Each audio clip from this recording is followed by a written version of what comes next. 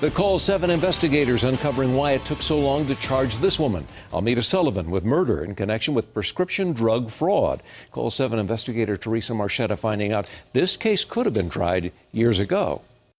Arapahoe County Sheriff Grayson Robinson tells me his officers first brought the case to former District Attorney Carol Chambers, whose office didn't move forward. That's one reason Sullivan is only now being charged for a death that occurred at her home back in 2011. But as the years passed, we found she continued to obtain illegal prescriptions, and all along the state had the data to prove it. The Prescription Drug Monitoring Program, or PDMP, tracks controlled substances in Colorado. Pharmacies enter the information when filling prescriptions.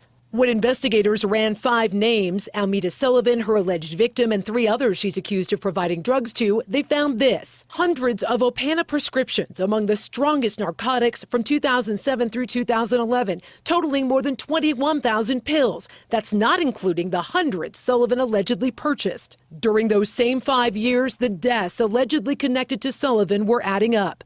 19-year-old Sierra Cochran died of an overdose in Sullivan's home in January of 2008. 28-year-old Lindsay Jo Sadie and 20-year-old Tez Simanskis died the following month. Yet Sullivan continued to obtain prescriptions. In October of 2011, 21-year-old Carter Higdon, whose murder Sullivan is charged with, also dies in her home. Is there a way to use this data differently? Yes. Well, you know, that question was raised when the bill was passed. Senator Irene Aguilar is also a physician who relies on the PDMP. It works well if physicians use it. She says it's the physician's responsibility to look for red flags of fraud or abuse before writing prescriptions, but admits they're not required to, and says lawmakers are hesitant to force the issue. It was really hard even to get it passed in the format in which we passed it. There are a lot of people very concerned about civil liberty violations.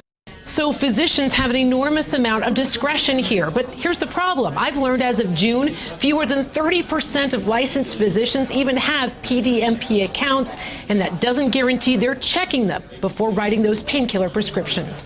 I'm CALL7 investigator Theresa Marchetta.